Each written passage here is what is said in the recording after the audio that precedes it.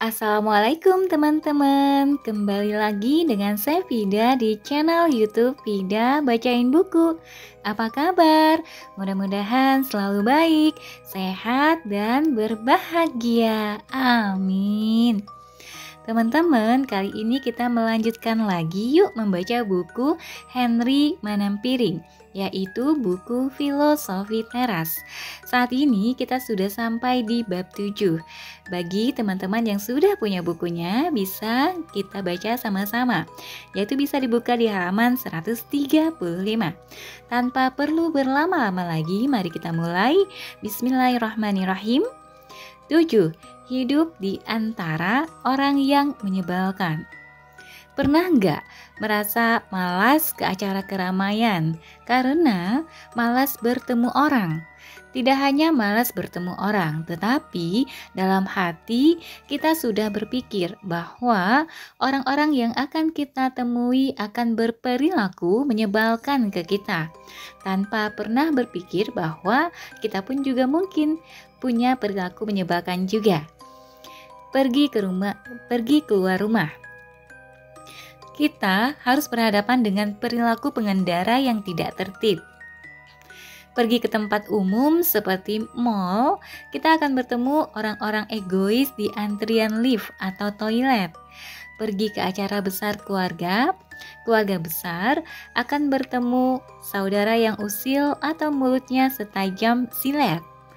Rasanya ingin tinggal di rumah saja, menyendiri dan tidak bertemu orang lain. Daripada jadi dosa, marah, dan jengkel karena orang lain, mending enggak ketemu mereka. Demikian yang sering terlintas di pikiran saya. Manusia adalah makhluk sosial. Para ilmuwan dari berbagai disiplin ilmu sudah meyakini itu. Kemampuan berbahasa kompleks yang dimiliki spesies kita diduga berevolusi dari kebutuhan berkomunikasi sesama manusia. Karena dengan komunikasi kita bisa bekerja sama bertahan hidup.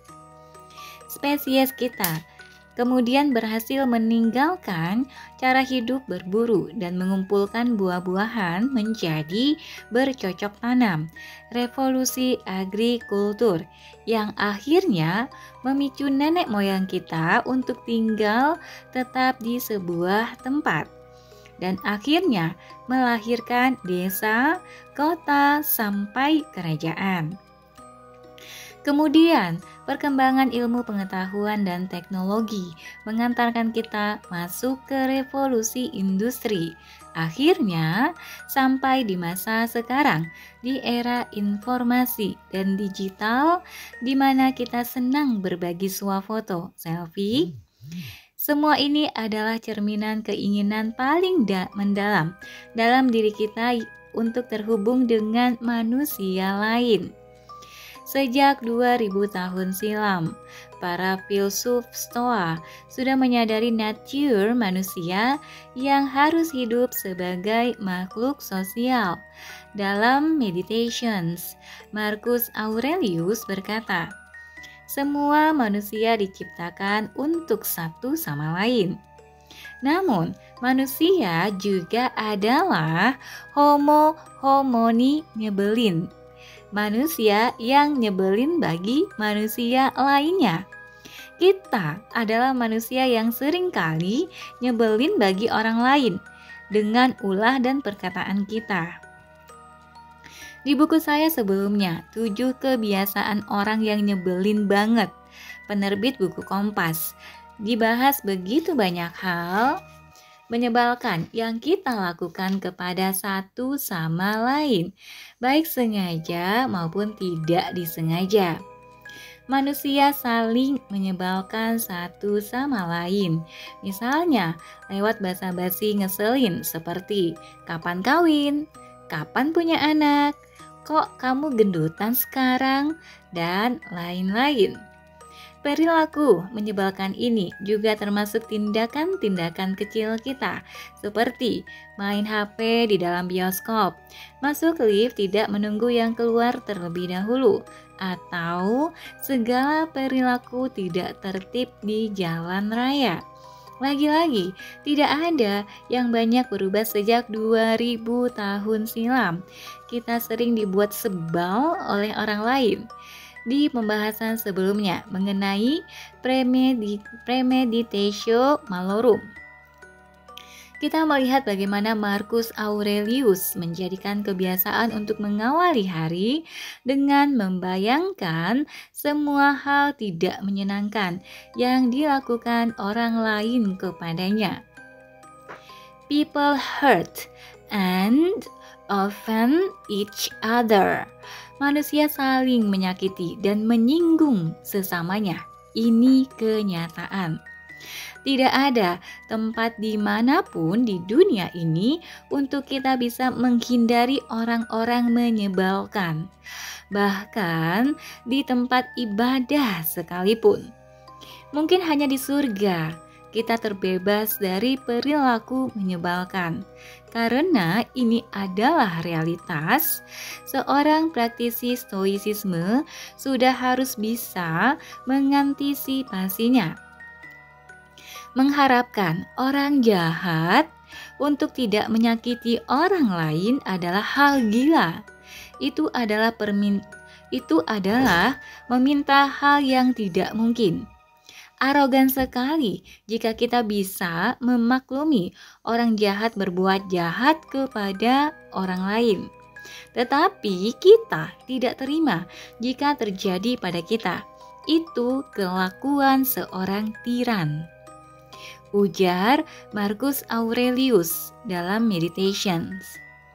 Kalau dibahasakan ulang, ya wajar dong orang jahat menyakiti orang lain. Yang aneh itu kalau lo berharap sebaliknya. Lebih ngeselin lagi kalau lo berharap mendapat kekecualian. Orang lain boleh disakiti kecuali lo. Bayangkan betapa seringnya kita membaca tentang perlakuan buruk orang ke orang lainnya. Kita seringkali mengelus dada dan berdecak, kok bisa ya? Cuma ya sebatas itu saja, kita hanya merasa prihatin jika itu terjadi pada orang lain. Filosofi teras mengingatkan kita untuk selalu siap bahwa kita pun akan mendapat perlakuan buruk suatu saat dalam hidup kita. Saat kita diperlakukan buruk oleh orang lain, apakah kita bisa setenang jika menyikapi pengalaman orang lain? Atau kita akan marah-marah lebay? Kalau kita renungkan sejenak kata-kata Marcus tersebut, bisa dibayangkan karakter luar biasa dari beliau. Beliau adalah seorang kaisar di sebuah kekaisaran yang terbesar dan terkuat di masanya.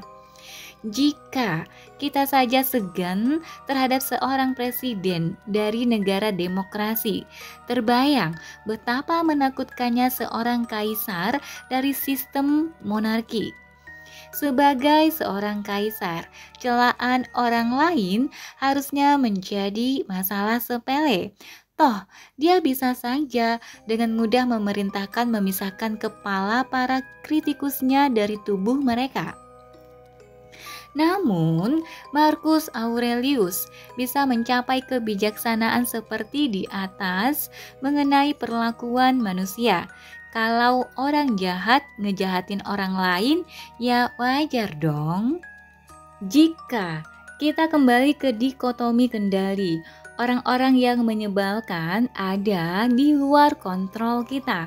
Sampai di sini, apakah kamu bisa menebak apa yang akan dinasihati oleh para filsuf Stoa menghadapi orang menyebalkan?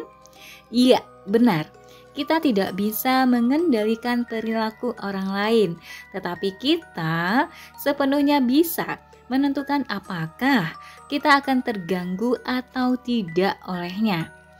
Perilaku orang lain masuk dalam kategori indifferent, yang artinya tidak punya pengaruh kepada kebahagiaan kita, yang artinya aneh kalau kita terganggu oleh kelakuan menyebalkan orang lain, ketika sesungguhnya mereka seharusnya tidak punya pengaruh apa-apa pada kita.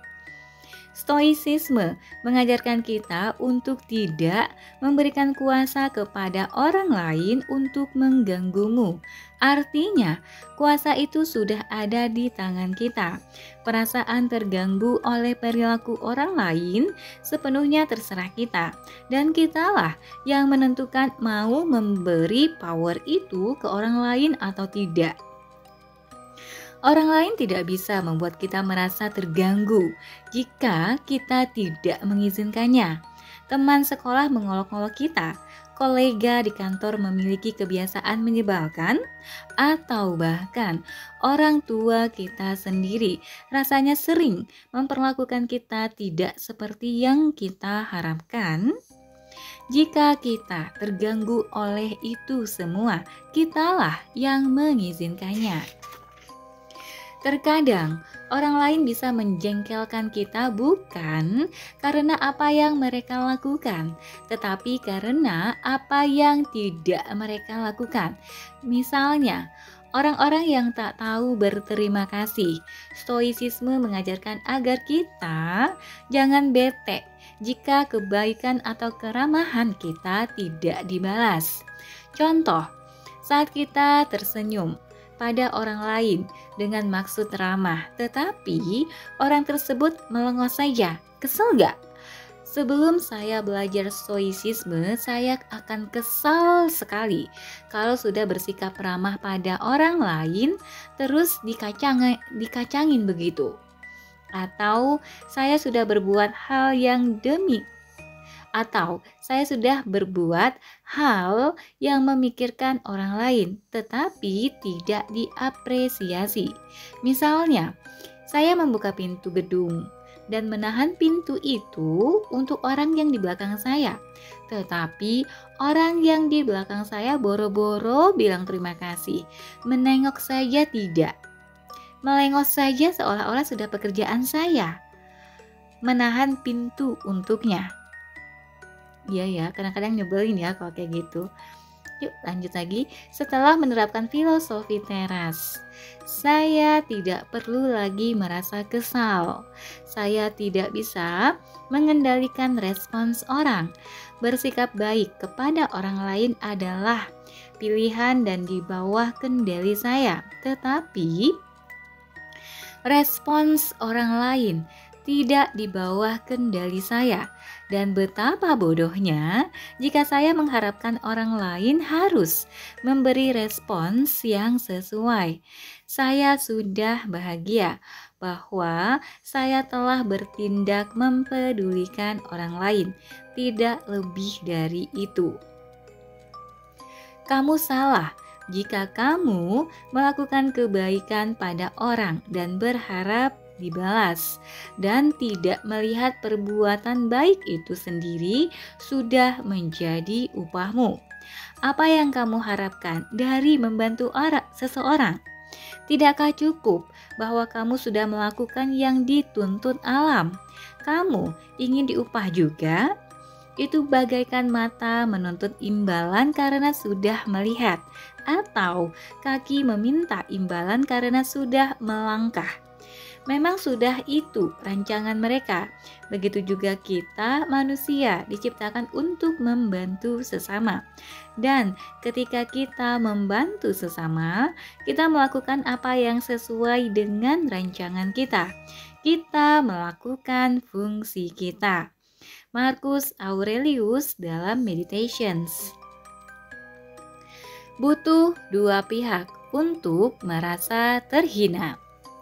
Ingat, untuk bisa benar-benar menyakitimu, tidak cukup dengan hinaan saja. Kamu harus percaya bahwa kamu sedang disakiti. Jika seseorang sukses membuat kamu terprovokasi, sadarilah bahwa pikiranmu pun turut berperan dalam provokasi ini. Itulah pentingnya kita untuk tidak memberi respons secara impulsif. berikan waktu sebelum bereaksi, maka akan lebih mudah bagi kamu memegang kendali atas dirimu sendiri. Epictetus dalam Enchiridion. Lanjut, ini adalah human insight yang brilian. Untuk bisa sungguh terjadi penghinaan, harus ada yang merasa terhina. Sebuah penghinaan sesungguhnya tidak efektif sampai objeknya merasa bahwa ia disakiti secara subjektif. Saat ini terjadi, maka penghinaan itu sukses. Namun, jika sang objek tidak merasa terhina, hinaan itu sesungguhnya gagal total. Jika ada seseorang yang dihina dan merasa terhina, Epictetus akan menyalahkan si terhina. Salah lo sendiri kalau tersinggung. Ini juga konsisten dengan pentingnya mengendalikan persepsi kita sendiri. Menghina ada di bawah kendali orang lain, merasa terhina ada di bawah kendali kita. Bahwa celaan dan hinaan tidak pernah benar-benar bisa melukai objeknya kecuali diizinkan. Bila bisa diilustrasikan dengan contoh berikut. Suatu hari, kamu berdiri menghadap sebuah lukisan masterpiece karya seniman besar Indonesia Affandi. Coba kamu berteriak-teriak, menghina-hina lukisan itu. Lukisan sampah. Apa bagusnya kamu? Anak kecil juga bisa, hanya coret-coret gak keruan seperti kamu. Apakah lukisan itu menjadi lebih buruk? Kehilangan keagungannya hanya karena hujatan kita? Apakah lukisan tersebut menjadi turun derajat dari status mahakarya hanya karena celaan satu orang? Ditambah lagi, lukisan ini hanya sebuah benda mati.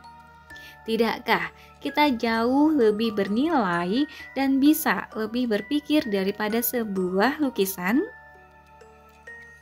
Kamu tidak bisa dihina orang lain kecuali kamu sendiri yang pertama-tama menghina dirimu sendiri.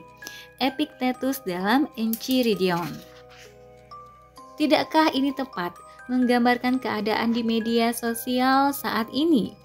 Di media sosial ada begitu banyak pihak yang sengaja menciptakan kemarahan dan emosi dengan hanya bermodalkan jempol. Entah itu meninggalkan komen-komen yang menyulut kemarahan di postingan kita atau sengaja memancing debat kusir. Sayangnya, ada begitu banyak juga orang yang terprovokasi oleh ulah para provokator di media sosial. Yang konyolnya lagi sering datang dari akun-akun anonim. Banyak yang terprovokasi, marah-marah, dan saling perang membalas hinaan.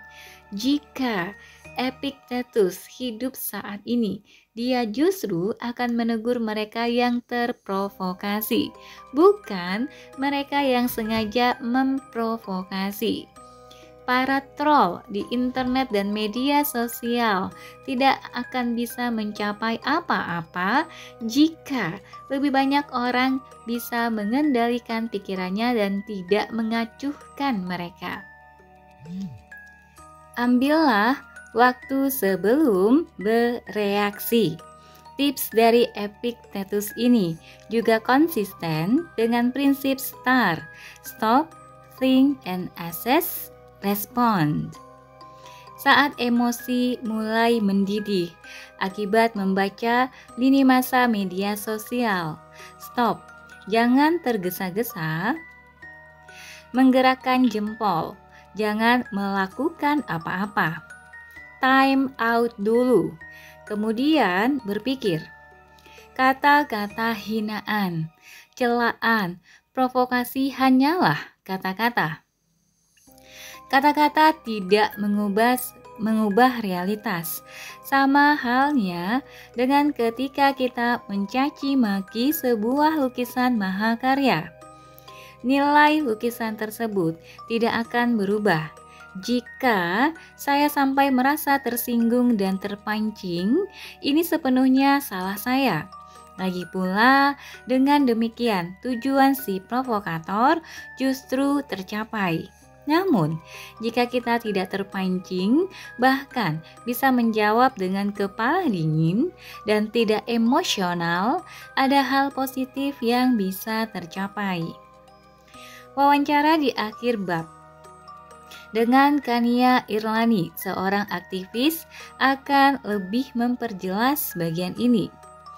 The best revenge is to be unlike him who performed the injury. Marcus Aurelius dalam Meditations. Untuk mereka yang menghina kita dengan sengaja, bagaimanakah kita bisa membalas dendam? Marcus Aurelius, seorang kaisar, memiliki jawaban yang singkat dan jelas. Sesungguhnya, balas dendam yang terbaik adalah dengan tidak berubah menjadi seperti sang pelaku.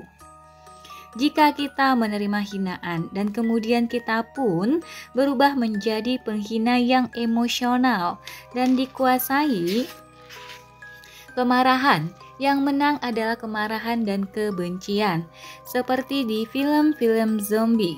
Jika si manusia normal digigit oleh zombie dan kemudian berubah menjadi zombie juga, sang zombie pun menang. Ada orang sengaja menjelekkan atau memprovokasi kita. Stand your ground. Tetap menjadi praktisi Stoa yang memegang kendali atas persepsi dan responsnya yang baik. Maka kejadian itu akan seperti adegan di mana zombie menggigit kita tetapi tidak mempan. Itulah pembalasan terbaik menurut Marcus Aurelius ketika kita tidak turun derajat menjadi sama dengan orang yang ingin berbuat jahat kepada kita. Sebagai obat untuk melawan ketidakramahan, kita dianugerahi keramahan. Marcus Aurelius dalam Meditations. Tidak hanya kita tidak boleh ikut berubah menjadi jahat ketika diperlakukan jahat. Marcus Aurelius mengajarkan bahwa cara menghadapi orang yang judes, kasar, pemarah, tidak ramah, dan tidak sopan adalah justru dengan keramahan. Ini memang ajaran yang sulit di masyarakat yang sangat reaktif, dan rasanya tangan ini ingin menampol orang-orang menyebalkan. Namun, seperti prinsip bahwa api akan padam dengan air dan bukan dengan api lagi. Begitu juga ketidakramahan hanya bisa diperangi dengan kebaikan. Mengapa? Karena seringkali orang yang kasar pada kita tidak menyangka akan menerima reaksi yang ramah dan santun. Ketika mereka sudah bersiap-siap menghadapi serangan judes balik, betapa kagetnya mereka ketika malah diperlakukan dengan baik. Lah, kok gue judes sama dia, tapi doi malah baik, terus aku kudu piye? Mungkin tidak ada motivasi jahat. Sedari tadi kita membahas situasi-situasi di mana ada pihak-pihak yang sengaja hendak menyakiti, menghina atau menyinggung kita. Akan tetapi, para filsuf Stoa juga menyadari ada kemungkinan lain yang bahkan lebih sering terjadi, yaitu banyak orang sebenarnya menyakiti kita tanpa sengaja. Epictetus mengingatkan adanya kemungkinan lain, yaitu bahwa orang tersebut tidak bermaksud menyakiti kita, tetapi dia justru melakukannya untuk kebaikan menurut sudut pandang dia. Bahkan, Epictetus mengatakan orang tersebut merasakan sudah tugasnya untuk melakukan atau menyatakan hal tersebut. Mari kita coba gunakan contoh situasi yang paling umum di kalangan milenial Indonesia, yaitu pertanyaan paling dibenci, kapan kawin? Yang kerap ditanyakan di acara-acara keluarga. Jika kita emosi, kita pasti sudah jengkel duluan di dalam hati.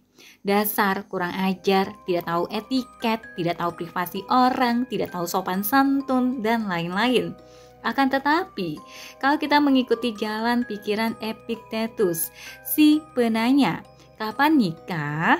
Mungkin sebenarnya dia melakukan tugasnya dari sudut pandang dia. Sang penanya mungkin anggota keluarga yang merasa kasihan karena bagi dia kamu sudah kelamaan hidup melajang dan usia mulai mendekati kadaluarsa. Sang penanya mungkin benar-benar tulus merasa kalau kamu melajang pasti hidupmu. Sang penanya mungkin benar-benar secara tulus mengharapkan kamu untuk bahagia di dalam bahtera pernikahan. Saat kita mulai memikirkan kemungkinan ini, apakah kita masih ingin marah? Betul, mungkin perspektif dia keliru. Mungkin kita memang masih bahagia melajang. Mungkin kita memang tidak mau memaksakan asal menikah sekadar karena tekanan deadline. Namun, sang penanya tidak mungkin sepenuhnya bisa melihat perspektif kita. Dia tidak menjalani hidup kita dan tidak bisa merasakan apa yang kita rasakan. Dia bertindak dan bertutur kata mengikuti perspektif dia, pengalaman hidup dia, perasaan dia, dan menurutnya apa yang dilakukannya adalah baik. Jadi, untuk apa merasa tersinggung dan marah? Epictetus pun menambahkan, jika seseorang berkata-kata atau bertindak berangkat dari perspektif yang keliru atau salah, sesungguhnya yang rugi adalah dia sendiri, bukan kamu, karena dia sudah tertipu. Kembali ke contoh tadi, jika sesungguh-sungguhnya tidak bahagia, jika sesungguh-sungguhnya kamu bahagia, hidup melajang, tetapi orang lain merasa kamu tidak bahagia,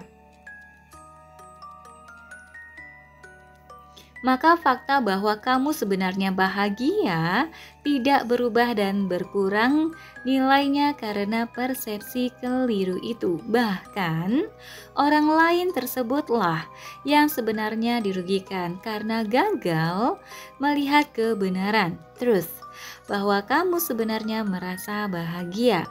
Kemudian, seperti dikatakan Epictetus, kamu cukup berpikir, ya, itu kan menurut dia, dengan senyuman manis.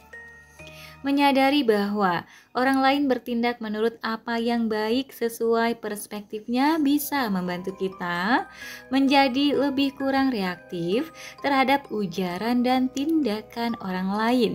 Karena seberapapun menyebalkannya perilaku atau perkataan orang lain, belajar memahami intent, niat, dan perspektif mereka bisa membantu kita memberi respons yang lebih baik.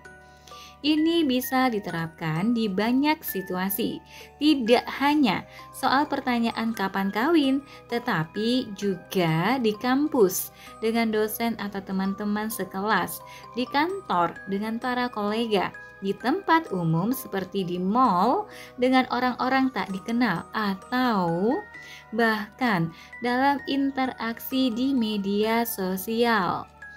Media sosial memang memudahkan orang lain untuk mengomentari orang lain, dan kita mungkin sering jengkel dengan komentar-komentar sotoy, sok tahu yang kita terima. Para filsuf Stoa sudah mengingatkan bahwa manusia memang harus sotoy karena keterbatasan pengetahuan dan sudut pandang mereka. Kita pun tidak luput dari kesotoyan saat kita melihat hidup orang lain. Jadi, kenapa harus cepat gusar di media sosial?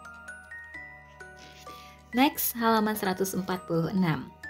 Mengasihani mereka yang jahat kepada kita. Apa? Ada orang yang jahat malah dikasihani? Bukannya harus dibalas yang setimpal?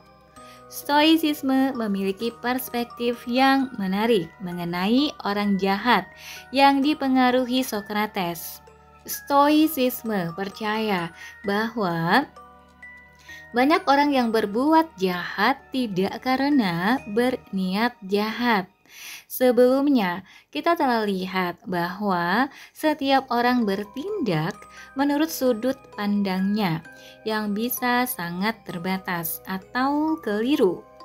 Menurut filsuf Stoa, orang berbuat jahat akibat ketidaktahuannya, ignorant, dan dia tidak tahu bahwa dia tidak tahu, atau karena dikuasai emosi, dia sesaat kehilangan nalar atau akal sehat, khilaf, untuk mengetahui mana yang baik dan jahat. Jika dia memiliki kebijaksanaan dan nalarnya sedang berfungsi baik, dia pasti akan memilih yang baik. Menyangkut orang jahat, Epictetus berkata, "Mengapa kamu justru tidak mengasihaninya? Sama seperti kita merasa iba kepada mereka yang buta atau pincang. Maka kita juga harus merasa iba kepada mereka yang nalarnya buta dan pincang." Discourse. Selama ini saya menganggap manusia hitam dan putih. Ada manusia baik, ada manusia jahat. Namun, label baik dan jahat ini mereduksi manusia lain menjadi dua kelompok saja. Seolah-olah yang baik akan baik terus dan selamanya. Begitu juga dengan yang jahat. Stoicisme memberi sudut pandang lain, yaitu perbuatan jahat bisa jadi lahir karena ketidaktahuan, ignorance, bukan karena memang diniatkan. Sama halnya seperti kita tidak mungkin marah-marah kepada anak bayi yang ingin mencolok sambungan listrik dengan jarinya dan membahayakan dirinya karena dia tidak mengerti konsep bahaya listrik. Begitu juga dengan orang-orang yang berbuat jahat di mata kita, bagaikan si anak bayi tadi, karena mereka tidak mengerti. Seseorang menyalip antrian di depanmu, mungkin dia belum tahu soal antri, atau kalau sudah tahu pun mungkin dia tidak tahu perilaku tersebut menyakiti perasaan orang lain. Ada yang bergosip jahat di belakangmu. Mungkin dia tidak tahu bahwa itu tercela. Ada yang bersikap tidak ramah kepadamu di kantor. Mungkin dia tidak tahu soal etiket di kantor. Ada orang yang memakimu. Mungkin dia sedang dikuasai emosi sesaat, sehingga tidak tahu kalau itu jahat. Saya yakin masih ada orang berbuat jahat dan sangat sadar mengetahui itu jahat. Namun, orang-orang seperti ini rasanya sangat sedikit jumlahnya. Jika kita renungkan orang-orang yang pernah menyakiti kita dalam hidup, dan kita mau mencoba benar-benar berpikir objektif dan empati, kita akan menemukan bahwa sebagian besar dari mereka tidak benar-benar berniat menjahati orang lain. Bahkan, mereka tidak yakini memang berniat menjahati kita pun. Mungkin terdorong oleh rasa ketakutan mereka. Bahkan mereka yang kita yakini memang berniat menjahati kita pun mendorong Bahkan mereka yang kita yakini memang berniat menjahati kita pun mungkin terdorong oleh rasa ketakutan mereka yang bisa jadi tidak beralasan. Frederick Douglass adalah seorang kulit hitam yang hidup di Amerika Serikat pada abad ke-19, di mana praktik perbudakan dan ketidakadilan terhadap kaum kulit hitam masih terjadi. Ia adalah seorang mantan budak yang melarikan diri, kemudian menjadi aktivis pejuang penghapusan perbudakan. Ia dianggap sebagai tokoh kulit hitam paling berpengaruh di masanya. Pada suatu saat, Douglass yang melakukan perjalanan dengan angkutan umum dipaksa untuk duduk di gerbong bagasi karena warna kulitnya. Padahal beliau membayar tiket sama dengan yang lain. Beberapa orang kulit hitam yang mengenalnya dan simpati pada perjuangannya kemudian menghampirinya di gerbong bagasi untuk menghiburnya. Salah satu dari mereka berkata, "Saya turut menyesal Tuan Douglass bahwa Anda sudah direndahkan seperti ini."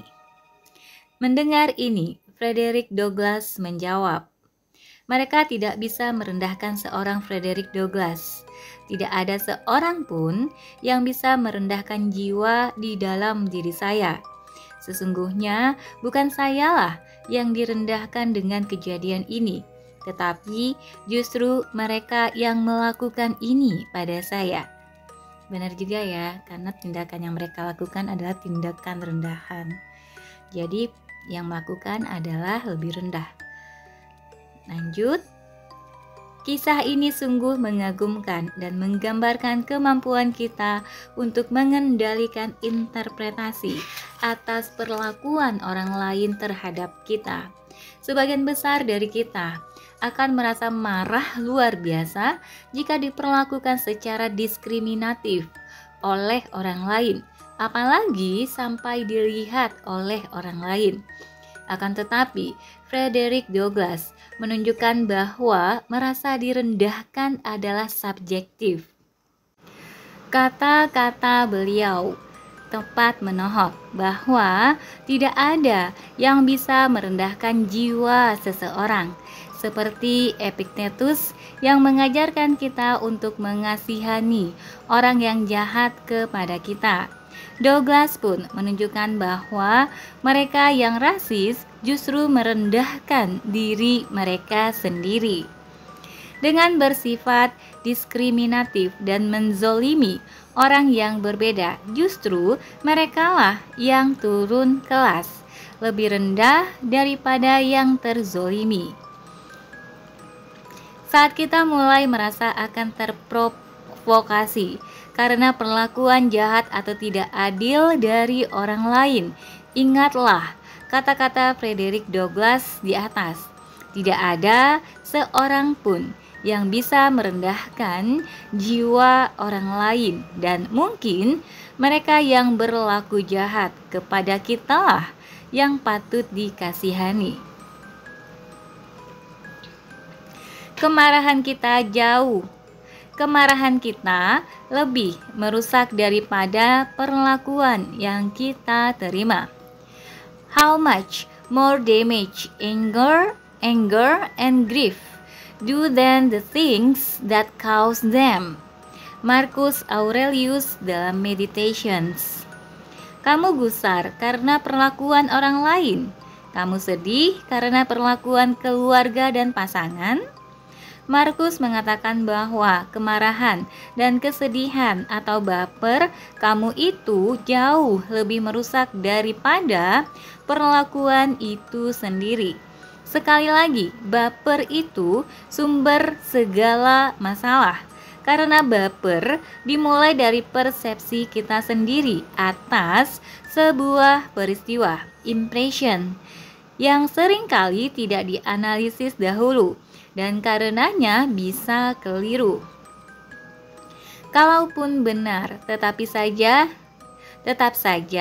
tidak berguna karena kita baper mengenai sesuatu di luar kendali kita. dikotomi kendali lagi. Sebagai contoh, sahabat dekat kita tidak mengucapkan selamat ulang tahun. Persepsi kita sendiri, dia sengaja, dia sudah benci sama saya. Kok tega-teganya dia berlaku seperti ini, sementara saya tidak pernah lupa mengucapkan selamat ulang tahun kepada dia. Ingat, yang benar-benar fakta objektif adalah tidak mengucapkan selamat ulang tahun. Soal sahabat kita sudah membenci kita adalah murni bikinan pikiran kita sendiri. Interpretasi atau value judgment yang kita tambahkan kemudian. Rantai persepsi ini bisa berlanjut sampai panjang sekali. Sekali kita membiarkannya menguasai pikiran kita, maka respons apa yang muncul? Kita mulai marah. Mungkin kita sengaja mengambek. Kemudian kita mulai mengumpulkan sekutu di antara teman-teman. Kita mulai mencari bukti bahwa teman yang tadi memang ngeselin. Kemudian dari mengambek, mulailah konflik terbuka. Dimulai dari chat pribadi, chat grup, sampai akhirnya berantem beneran dengan menyewa ormas. Alhasil, rusaklah sebuah pertemanan. Semua ini dimulai dari apa?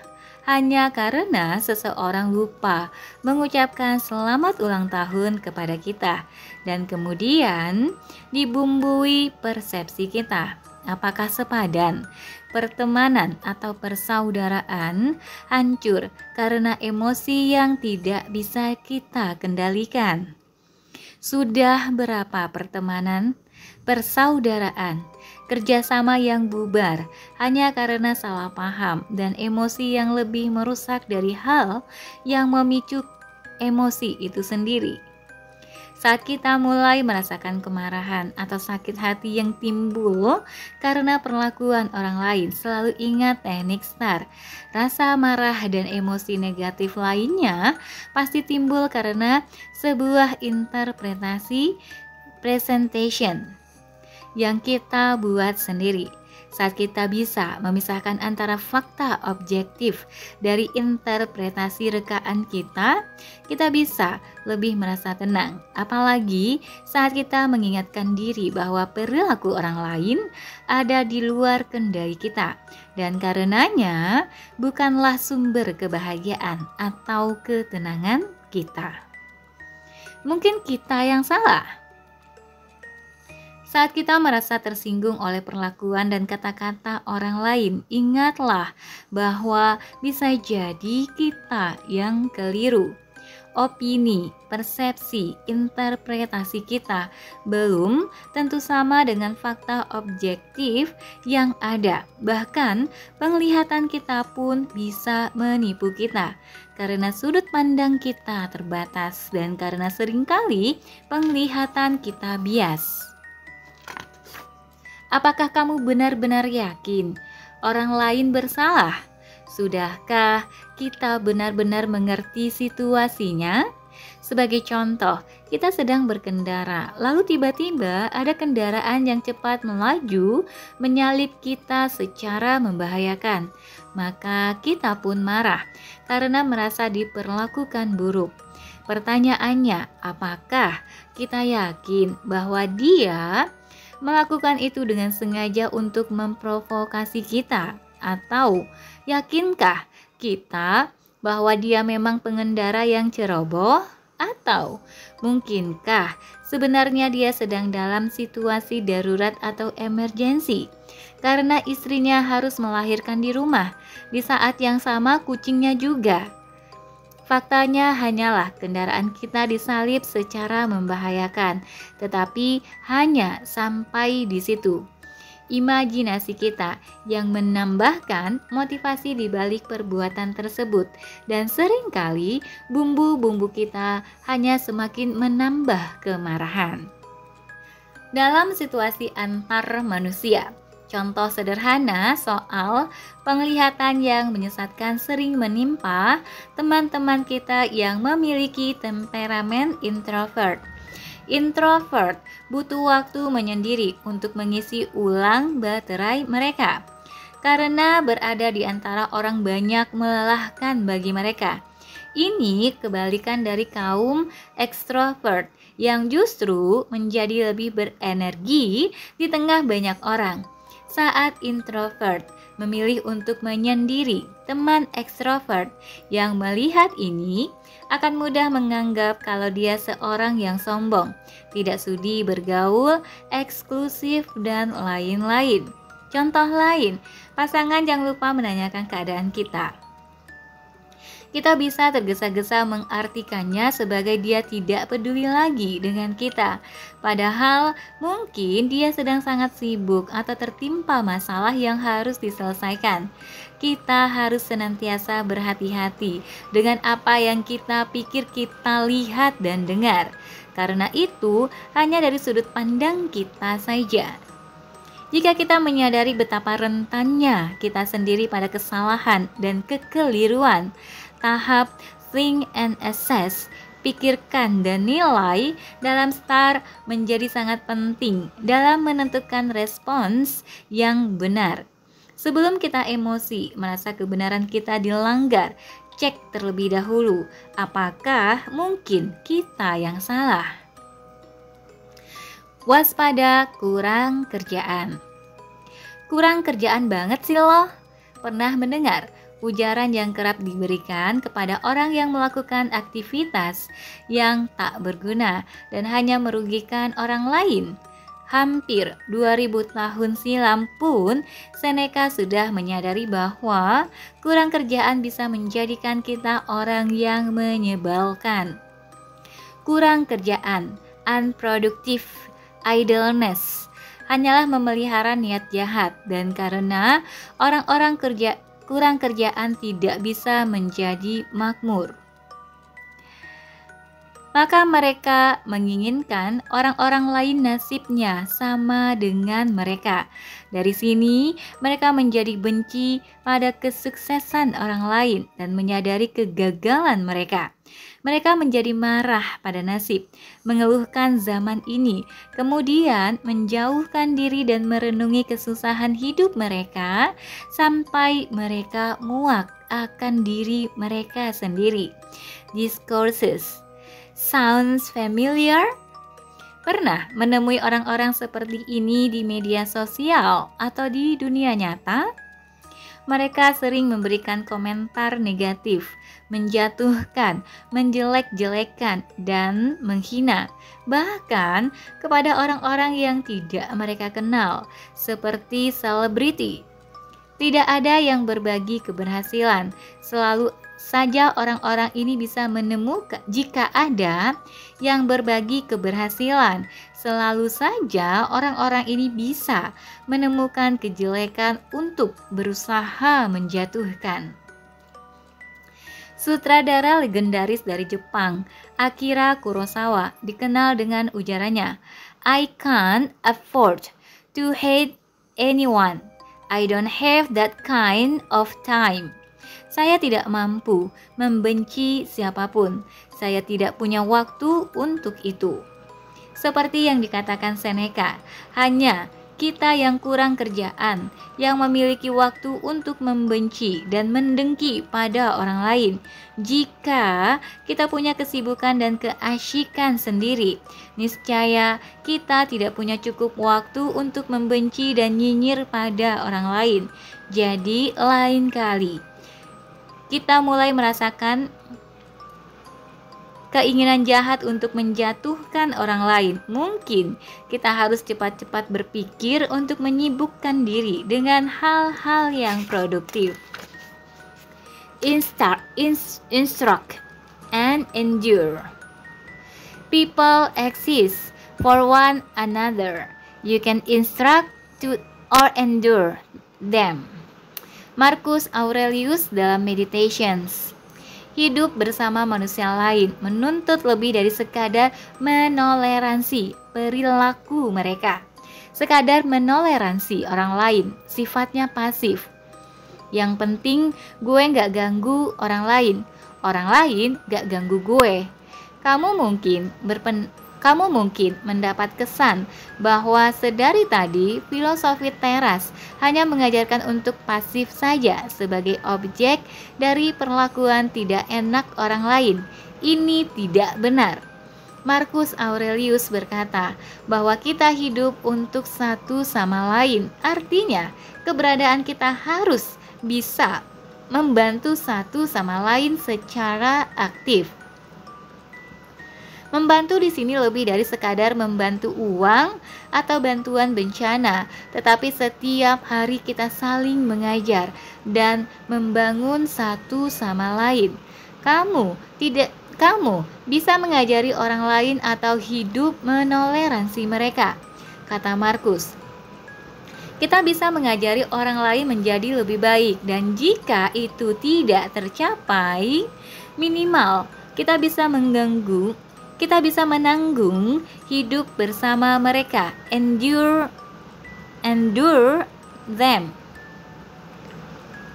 Jika kita melihat ada perilaku yang keliru, pastikan dahulu bahwa itu memang keliru, dan kemudian kewajiban kita untuk memperbaikinya. Contoh sehari-hari, kita melihat seseorang yang memotong antrian karena memang tidak mengerti prinsip mengantri dan memang egois saja. Seorang praktisi stoicisme tidak akan hanya diam saja melihat itu, tetapi akan memberitahu baik-baik kesalahannya dan menunjukkan bagaimana seharusnya mengantri, to instruct. Jika orang tersebut sudah diberitahu tetapi tetap ngotot dan berperilaku menjengkelkan, barulah opsi kedua diambil, to endure them. Di bab 6 sudah dibahas bahwa kita mampu tidak merasa tersinggung atau marah atas ulah orang lain. Selain itu, salah satu nilai keutamaan virtue adalah temperance atau menahan diri. We can endure other people if we practice temperance. Jadi, mengajukan keluhan, komplain, dengan tujuan memperbaiki situasi atau orang lain tidak bertentangan dengan stoicisme. Yang tidak didukung oleh stoicisme adalah menggerutu dan menggosipkan kesalahan orang lain, tetapi tidak memperbaiki keadaan maupun membuat orang lain menjadi lebih baik.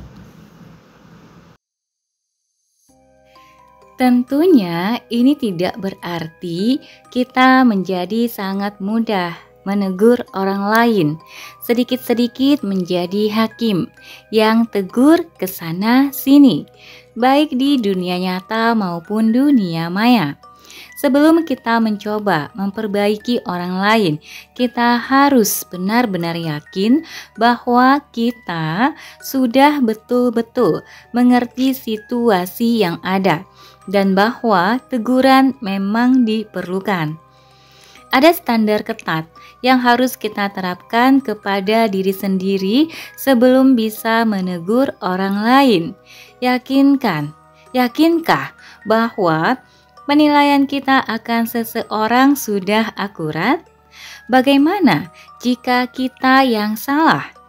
Jika masih ada keraguan bahwa kita benar-benar mengerti situasi sebenarnya termasuk dari perspektif orang lain, mungkin lebih baik kita diam. Apalagi ketika kita memasuki konteks perbedaan budaya, di mana sebuah perilaku bisa dianggap tidak layak di budaya yang satu, tetapi layak di budaya yang lainnya. Contohnya, bagi kamu bersendawa di depan orang lain sesudah makan mungkin menjijikkan. Namun, bisa saja kamu traveling ke suatu daerah di mana bersendawa tidak hanya normal, bahkan dianggap hal yang baik. Misalnya, tanda seseorang sungguh-sungguh menikmati makanan yang disuguhkan tuan rumah. Maka, jika kamu menegur seseorang bersendawa di daerah di mana hal itu diterima, bahkan diharapkan, kamulah yang terlihat bodoh, egois, bahkan menyebalkan. Disinilah kebijaksanaan, wisdom diperlukan. Ada banyak situasi lain di mana prinsip instruct or endure bisa diterapkan. Dari rumah sendiri, keluarga besar, di sekolah, atau pekerjaan, atau di masyarakat luas, baik offline maupun online. Kita bisa melakukan hal ini. Sayangnya, banyak dari kita yang tidak mau menyampaikan teguran membangun kepada orang lain dan hanya mengomel, bahkan bergosip di belakang orang itu. Seperti karyawan yang terus-menerus mengeluhkan perilaku kolega atau bosnya, tetapi tidak berani berkata langsung kepada si kolega atau bos, maupun menyampaikan keluhan melalui kanal resmi, misalnya ke Departemen SDM. Perilaku cuma berkeluh kesah tetapi tidak mau membantu orang lain memperbaiki dirinya, pada akhirnya hanya merugikan semua orang. Si orang yang bersangkutan tidak tahu bahwa dia perlu memperbaiki diri. Si pengeluh tidak menyelesaikan apa-apa, bahkan memperoleh predikat sebagai tukang gosip. Dan hidup orang-orang lainnya juga tidak berubah menjadi lebih baik. Contoh lainnya, saat buku ini ditulis, hoax, fake news, berita bohong, dan black campaign marak beredar, baik di media sosial maupun chat group. Terlebih menjelang tahun politik 2018 sampai 2019. Jika kita menerima sebuah berita yang diragukan kredibilitasnya, apalagi bersifat merusak, menimbulkan kebencian dan kecurigaan pada kelompok tertentu, yang paling minimal bisa kita lakukan adalah tidak ikut-ikutan menyebarkannya. Namun, ini tidak cukup. Marcus Aurelius akan menasihati kita untuk memberitahu instruct pihak yang menyebarkan bahwa berita ini berpotensi merusak, tidak jelas kebenarannya, dan sebaiknya tidak disebarkan. Saya mengerti bahwa melakukan ini pasti tidak nyaman, apalagi jika pelakunya keluarga yang dituakan. Tetapi menurut saya, ini hanya masalah cara penyampaian. Jika pihak yang diberitahu masih nyolot, ngeyel, atau tidak mau mengalah, kita tidak perlu merasa kesal. Opsi kedua, endure, selalu ada di kendali kita. Dalam hidup, orang-orang akan menghalangi jalanmu. Mereka tidak bisa mencegah kamu melakukan yang baik dan tidak bisa mencegah kamu menoleransi, put up, mereka juga. Karena marah adalah juga kelemahan, sama seperti menjadi patah arang dan menyerah berjuang. Keduanya adalah desertir, mereka yang menghindar dan mereka yang memutuskan hubungan dari sesama manusia. Marcus Aurelius dalam Meditations. Bagi Marcus, marah pada orang lain adalah kelemahan. Begitu juga dengan menghindari mereka. Kita digambarkan bagaikan prajurit yang desersi, lari meninggalkan tugas, dan di dalam dunia militer, perilaku desersi sangat terhina. Kemarahan gila sementara. Bagi Seneca, orang yang marah sedang mengalami gila sementara, temporary madness.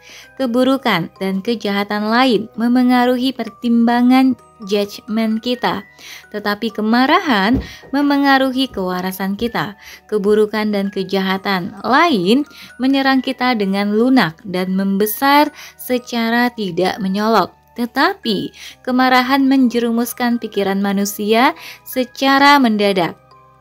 Kemarahan bisa begitu memuncak hanya karena awal yang remeh, on anger. Kemarahan bisa begitu memuncak hanya karena awal yang remeh.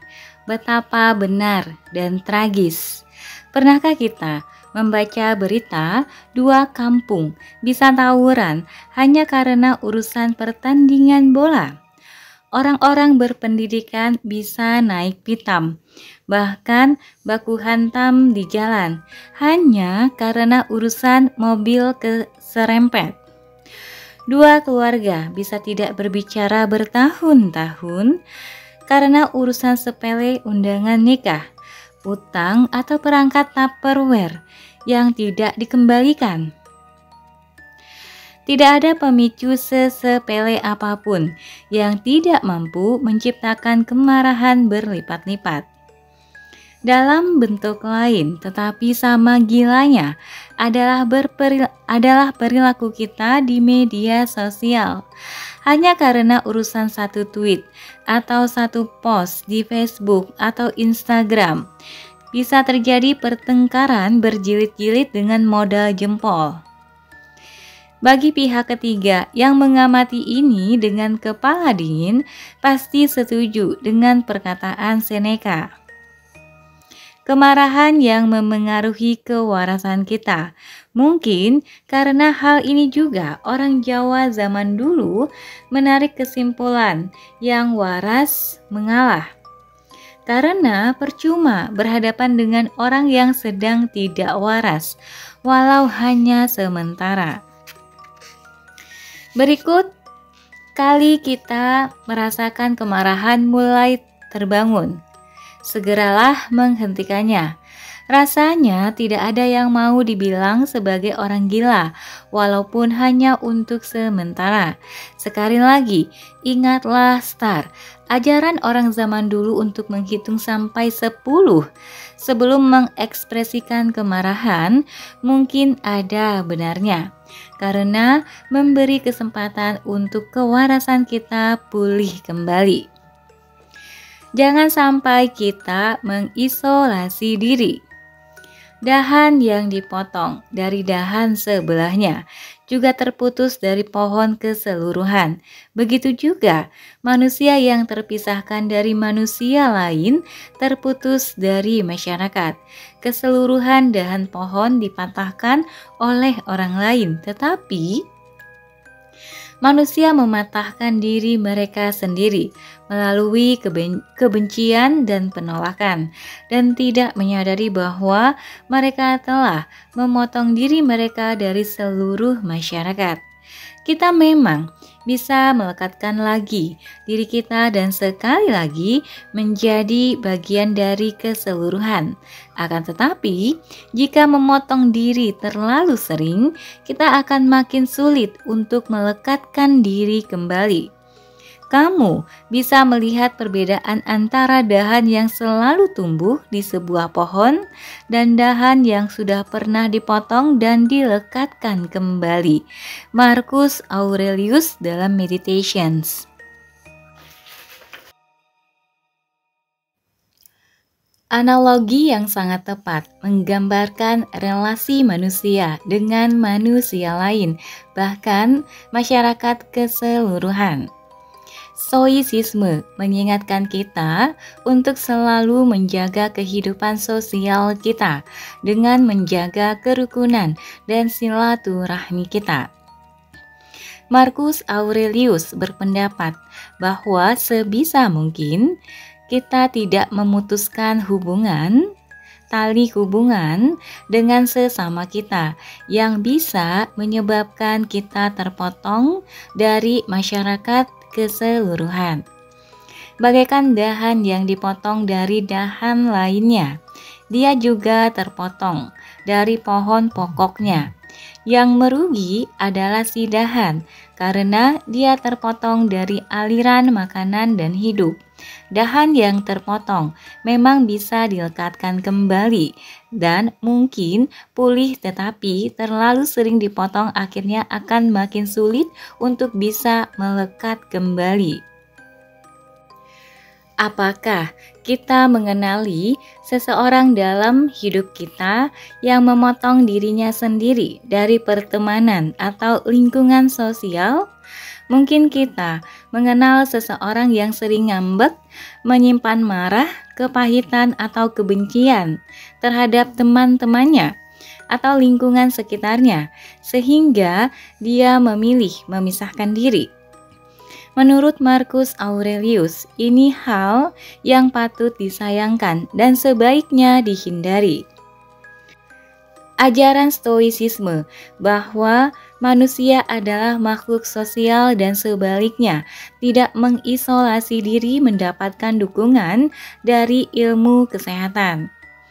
Dalam artikel di New York Times berjudul The Surprising Effects of Loneliness on Health, efek mengejutkan dari kesepian terhadap kesehatan. Disebutkan bahwa kesepian bisa meningkatkan hormon stres dan inflamasi, yang kemudian bisa menambah risiko penyakit jantung, artritis, pikun, bahkan upaya bunuh diri.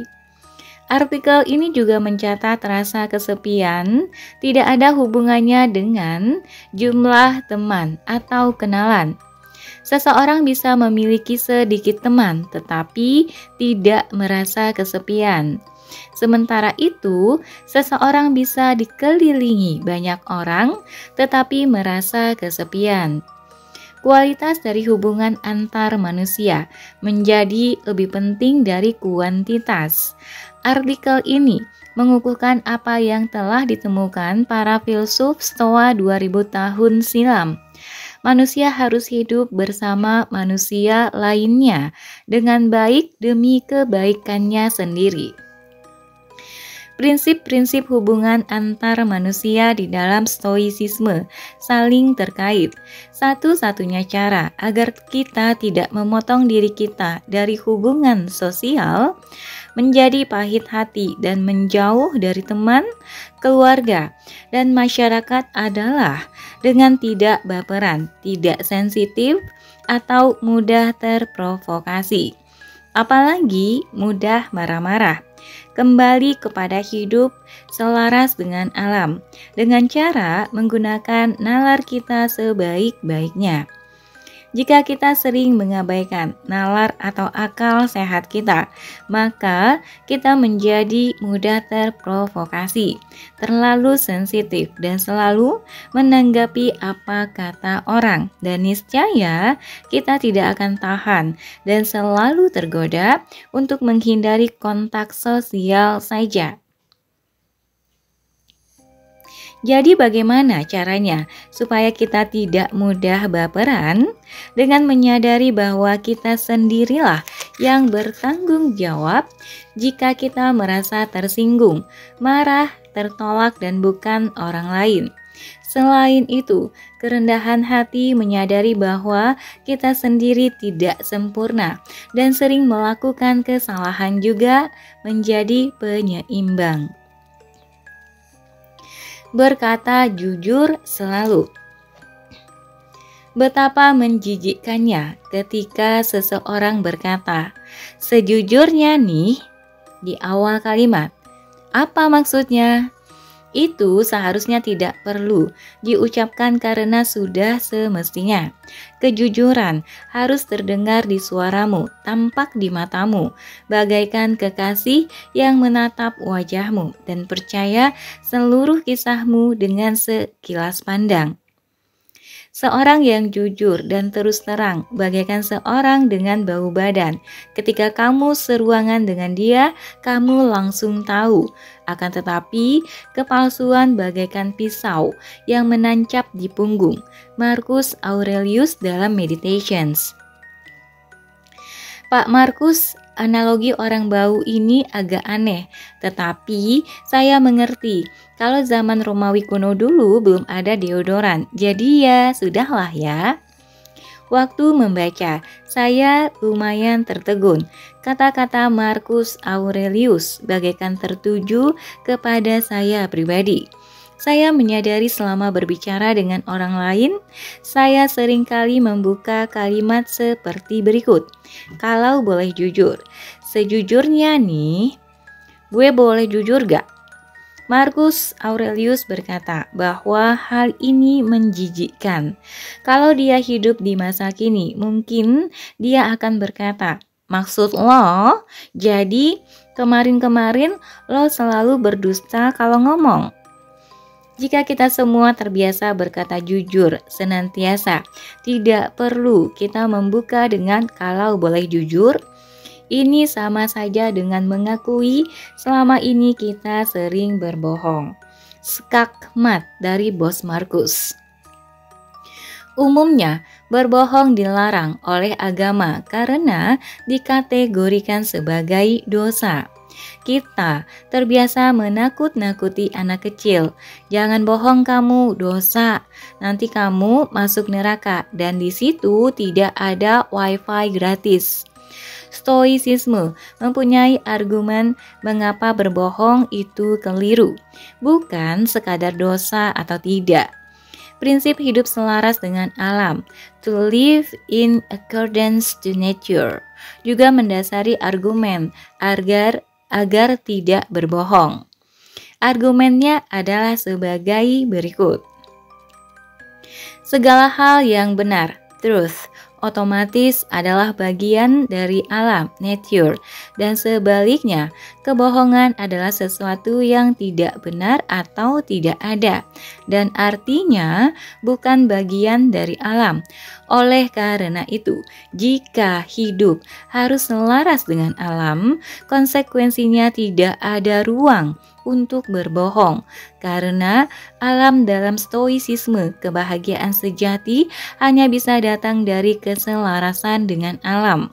Maka berbohong akan menghalangi meraih kebahagiaan itu. Dengan kata lain, si pembohong sudah membuat dirinya sendiri menderita dengan kebohongannya, karena dia sudah tidak selaras dengan alam. Jadi, inilah insentif yang diberikan para filsuf Stoa agar kita mau hidup dalam kejujuran dan menghindari dusta, bukan dengan ancaman neraka di akhirat, tetapi dengan argumen logis bahwa yang merugi adalah kita sendiri. Dengan meninggalkan keselarasan dengan alam, kita mempersulit diri sendiri memperoleh kebahagiaan, damai, dan tentram. Belum lagi risiko ketahuan yang bisa mengancam hubungan antar manusia kita, atau lebih buruk lagi, sampai berujung hukuman pidana. Terkadang ada orang-orang yang harus dihindari. Sebagian pembaca mungkin masih bersikap skeptis. Oke lah, idealnya memang kita tidak mudah ngambek, sensitif, atau terprovokasi oleh orang lain. Fine, gue yang bertanggung jawab atas respons diri kita sendiri. Setuju kalau kita seharusnya menjaga kerukunan dengan sesama, akan tetapi kenyataannya memang ada aja orang di dunia ini yang sangat-sangat bikin gue naik darah terus. Gimana dong? Bahkan seorang Marcus Aurelius pun berkata, pada akhirnya memang ada orang-orang tertentu yang harus dihindari. Pertemanan palsu adalah yang terburuk. Hindari sebisa mungkin. Jika kamu jujur dan terus terang dan bermaksud baik, itu akan tampak di matamu. Tidak mungkin disalah artikan. Marcus Aurelius dalam Meditations. Rupanya, masalah teman palsu ini sama seperti ketimun pahit, sudah ada selama ribuan tahun. Dan ini adalah salah satu contoh tipe manusia yang terburuk dan harus dihindari sebisa mungkin. Saya bisa mengerti mengapa Marcus Aurelius secara eksplisit membahas teman palsu. Lebih dari sekadar orang-orang yang menyebalkan, tidak tahu aturan, tidak sopan, dan lain-lain. Teman palsu bisa mencelakakan kita karena kewaspadaan kita terkelabui. Jika kita harus berurusan dengan orang yang baru kita kenal atau memang musuh kita, otomatis kita bersikap waspada. Namun, dengan mereka yang berstatus teman, kita seringkali tidak kritis atau membutakan diri kepada fakta bahwa dia sebenarnya tidak tulus atau hanya berteman dengan kita untuk harta kita atau sesungguhnya ingin mencelakai kita. Kesialan terburuk yang bisa menimpa seseorang yang kebanyakan duit adalah dia mengira orang-orang adalah temannya, padahal sebaliknya tidak demikian. Seneca dalam Letters. Selain teman palsu, mungkin ada orang-orang yang kehadirannya toksik atau merusak mental kita. Mungkin dia membawa pengaruh buruk. Kata-katanya selalu menjatuhkan, tidak mau kalah, atau terang-terangan selalu ingin menyakiti kita. Usaha untuk memperbaiki, instruct, sudah dilakukan dan dia tidak mau berubah.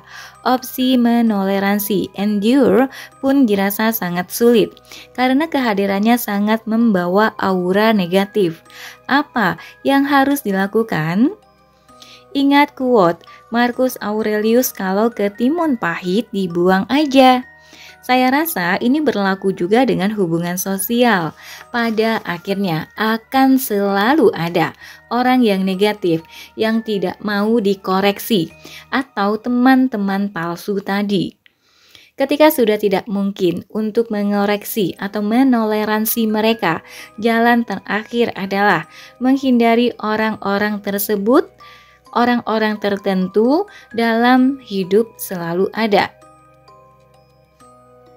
Ada teman yang korosif, ya gak usah ditemenin.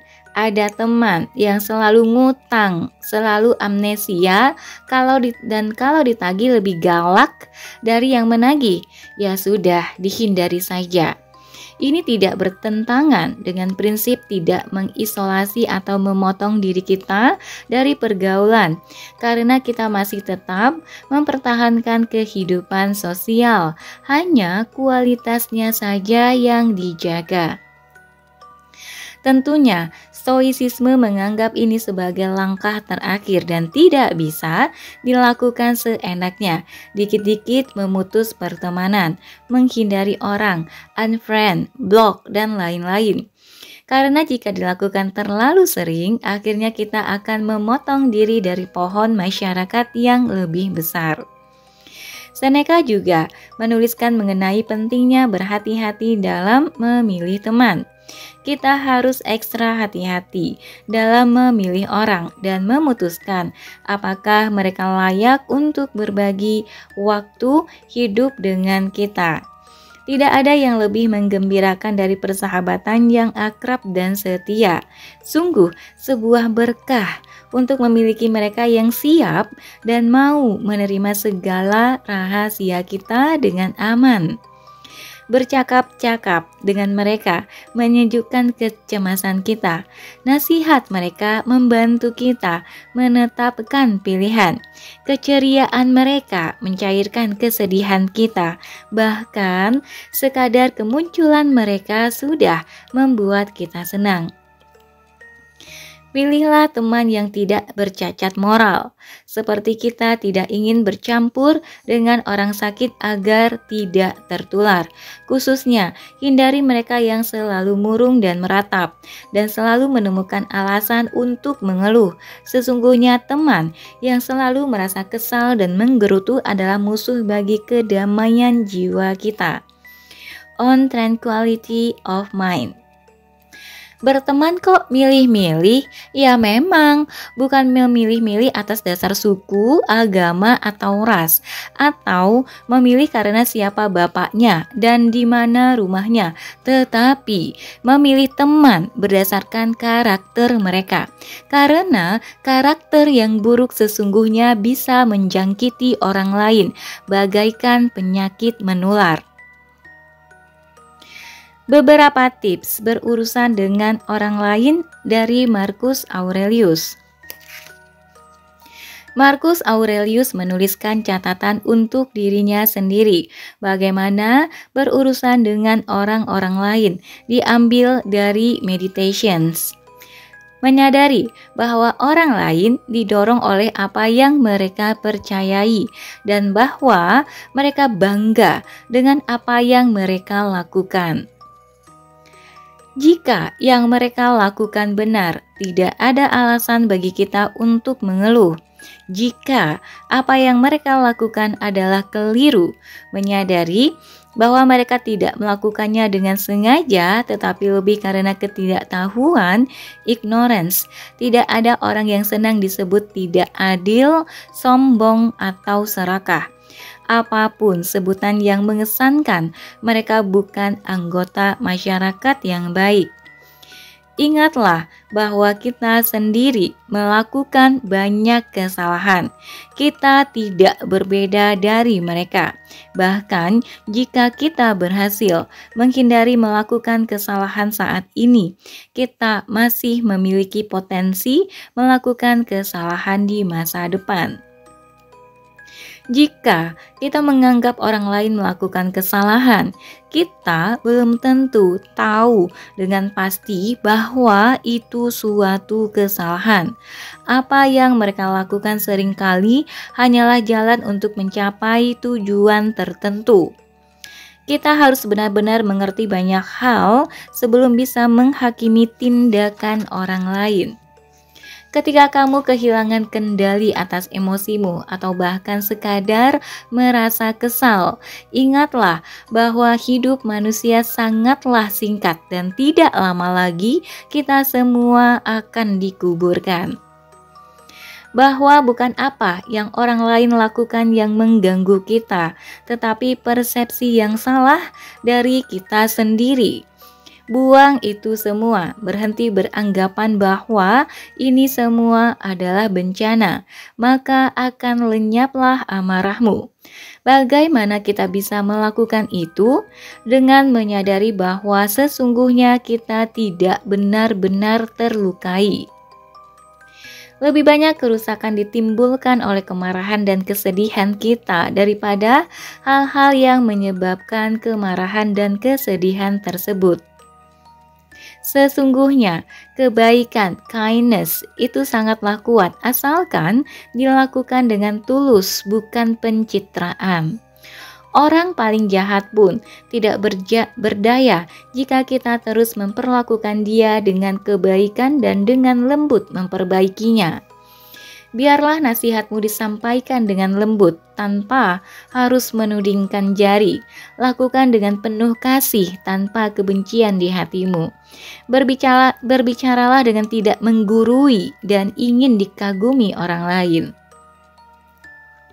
Marcus Aurelius juga menambahkan bahwa murka bukanlah sifat yang terpuji, kesantunan dan kebaikanlah yang menentukan kemanusiaan seseorang.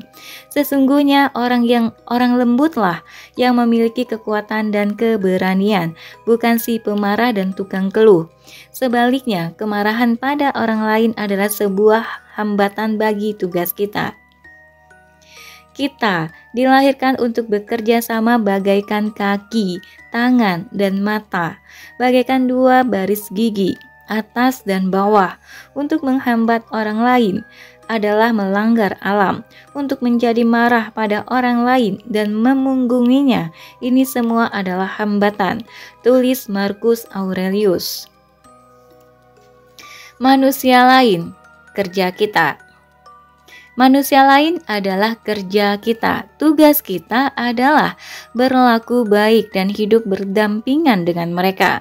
Akan tetapi, ketika mereka menjadi halangan dalam kita menjalankan kerja kita, mereka menjadi irrelevan, bagaikan sinar matahari, angin, dan binatang-binatang. Tindakan kita mungkin dihambat oleh mereka, tetapi tidak ada yang bisa menghambat niatan atau watak kita. Marcus Aurelius dalam Meditations. Berkali-kali Marcus Aurelius, Seneca, dan para filsuf Stoa lainnya memberikan penekanan pada hubungan antar manusia. Bahkan di kutipan di atas dikatakan hubungan kita dengan manusia lain sebagai salah satu kerja kita. Kewajiban kita adalah terlebih dahulu melakukan hal yang baik kepada orang lain dan bisa hidup rukun di sisi mereka. Minimal bisa menerima atau menoleransi keberadaan mereka. Ini menjadi default setting atau kondisi standar kita. Namun kita tahu dalam hidup ini tidak semua manusia memiliki prinsip yang sama dan mereka dengan sengaja atau tidak sengaja menghalangi atau tidak menghargai upaya kebaikan kita. Marcus Aurelius menasihati agar kita tidak menjadi patah hati dan menyerah. Pernah kita dikecewakan sesudah berbuat baik kepada orang lain dan kemudian berkata dalam hati, "Males banget kapok jadi orang baik, toh nanti gak dihargai, gak diinget, gak dibales DLLL." Sound familiar? Saya rasa semua orang pernah merasa seperti ini, termasuk saya. Dan karenanya, Marcus segera melanjutkan untuk tidak memedulikan orang-orang ini, dianggap angin saja. Dan kita tetap melanjutkan berbuat baik pada orang lain. Jangan sampai kita patah arang, apalagi sampai membatalkan niatan dan mengubah watak kita. Pentingnya manajemen waktu di dalam hidup kita. Manusia tidak mengizinkan orang lain merebut properti rumah atau tanah mereka. Jika ada sedikit saja perselisihan mengenai batas tanah, manusia berlomba mengambil batu dan senjata. Akan tetapi, manusia mengizinkan manusia lain mencuri hidup mereka. Kamu tidak akan menemukan orang yang mau membagi-bagikan uangnya begitu saja. Tetapi berapa banyak dari kita yang justru membuang-buang hidup kita sendiri. Manusia pelit soal harta benda mereka, tetapi begitu soal membuang-buang waktu, kita justru boros. Padahal justru disinilah kita harus pelit. Seneca dalam On the Shortness of Life. Kita tidak segan-segan mengangkat senjata jika menyangkut urusan sengketa tanah dan harta, pertemanan, bahkan tali hubungan saudara atau orang tua anak bisa putus hanya karena perebutan warisan, rumah, perusahaan, dan lain-lain. Kita sangat murka ketika ada yang mencuri harta kita atau tidak mengembalikan utangnya kepada kita. Namun ironisnya, kita justru membuang-buang hal yang lebih bernilai dari semua itu, yaitu waktu yang ada di dalam hidup kita. Kita bisa memberikan terlalu banyak waktu kita untuk emosi negatif kepada orang lain. Mungkin kita menyimpan dendam bertahun-tahun atas masalah yang sudah lama berlalu, atau kita menghabiskan berjam-jam menggosipkan orang lain tanpa mengubah keadaan menjadi lebih baik. Atau kita terus mengomel dan berkeluh kesah mengenai perilaku orang lain kepada kita tanpa kita mencari solusinya. atau kita bertahan dalam pertemanan, pacaran, bahkan pernikahan yang toksik, beracun selama bertahun-tahun yang akhirnya menghancurkan jiwa kita sendiri. Semua ini sama saja seperti menghamburkan waktu kita kepada orang lain, yang mana menurut Seneca ini lebih buruk dari menghamburkan uang. Seneca mengingatkan kita akan pentingnya manajemen waktu yang lebih penting dari manajemen uang. Mengatur waktu di sini termasuk juga memperhatikan waktu yang kita curahkan kepada orang lain. Jika kita tidak suka uang dan harta kita dicuri atau diambil orang lain, tidakkah kita harus lebih ketat lagi menjaga waktu kita?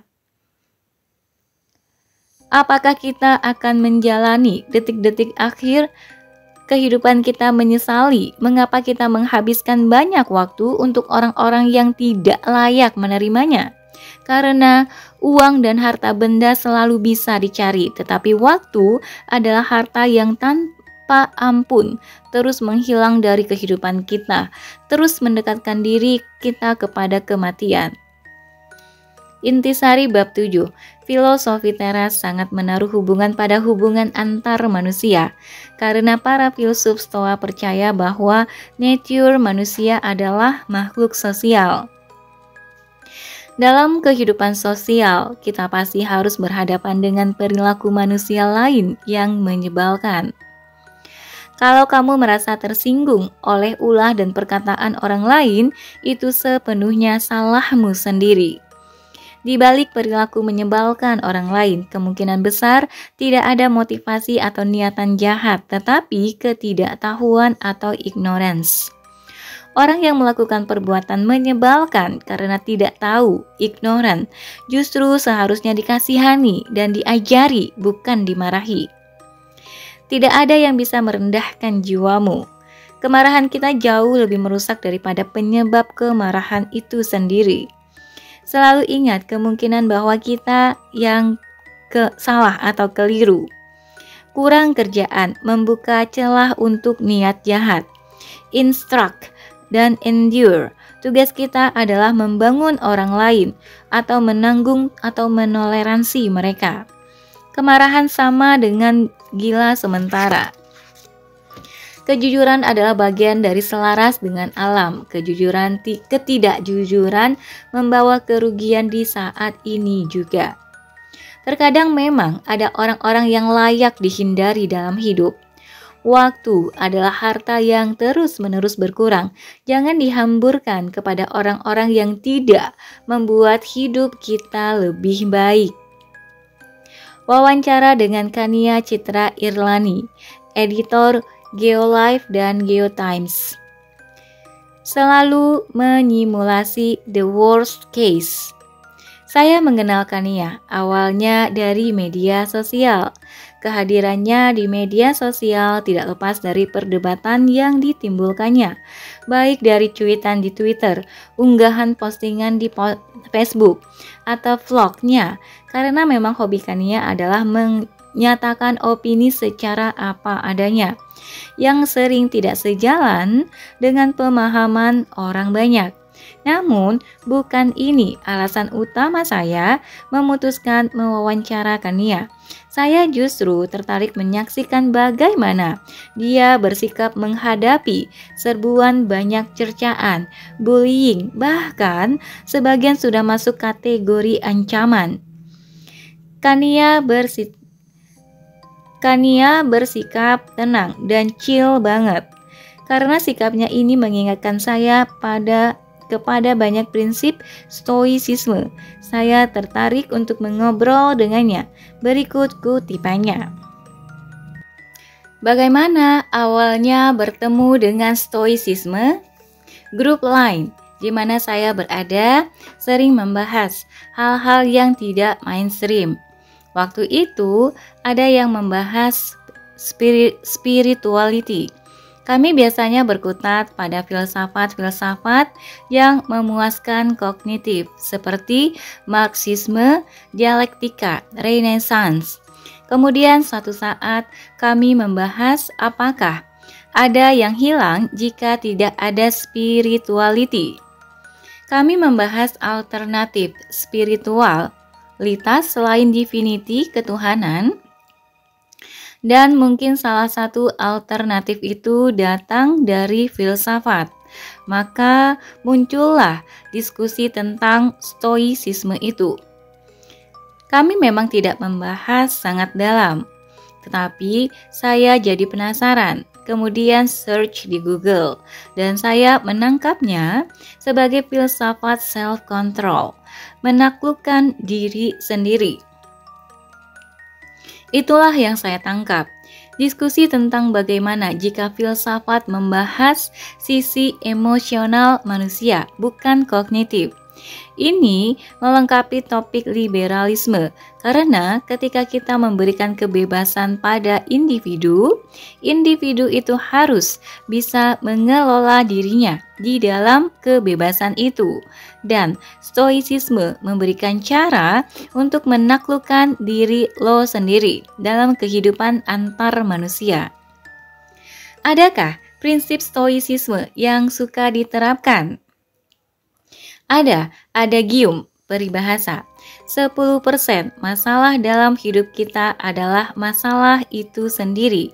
90% adalah how we react to the problem.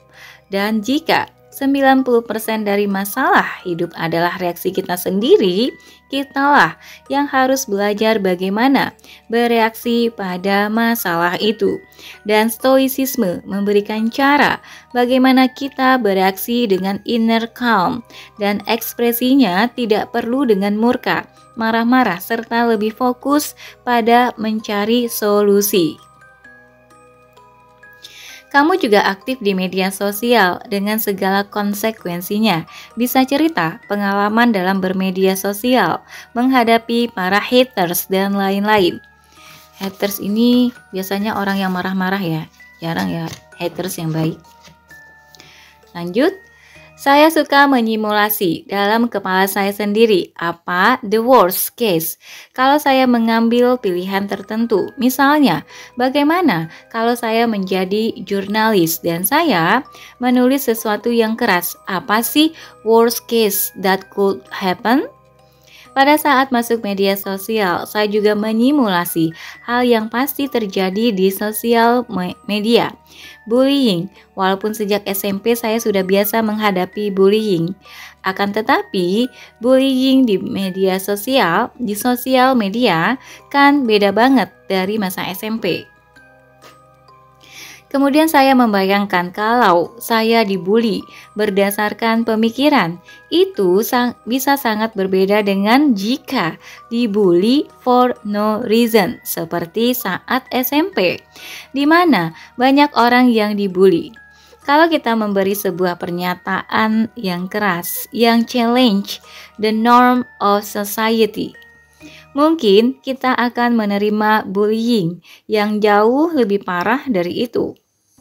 Terus saya membayangkan apa yang saya lakukan jika ada di situasi itu. Saya selalu simulasi the worst case sebelum memilih sesuatu. Untuk apa? Untuk menjamin bahwa saya bisa react in the right manner, bersikap dengan cara yang benar. Jadi, saya memutuskan untuk latihan dengan membaca bullying yang diterima orang-orang lain. Saya mencari akun-akun yang sering dibully orang seperti Fadlizon atau Mulan Jamila. Saya baca aja bullying orang kepada mereka. Mau tahu bullying bisa sampai sejauh mana sih? Akun Mulan Jamila yang dibully, anaknya sampai disumpahin cacat.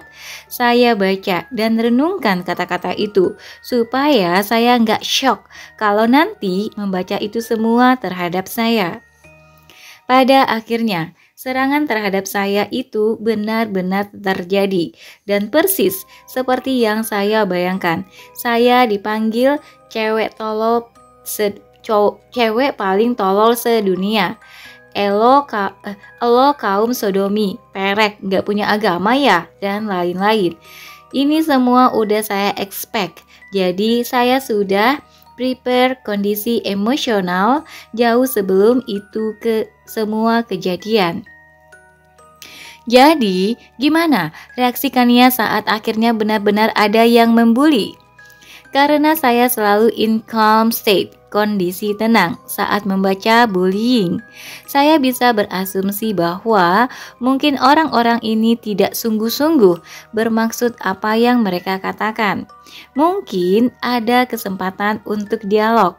Untuk beberapa kasus, saya akan mencoba ngobrol dengan mereka yang membuli saya. Saya minta maaf dulu kalau ada kesalahpahaman, dan sebagian dari mereka ternyata membalas dengan bahasa yang jauh lebih halus dari pertama kali menyapa saya. Akhirnya, soal bullying, saya mengambil kesimpulan sebagai berikut. Kalau kita tetap menjadi objek, mereka akan semakin ganas.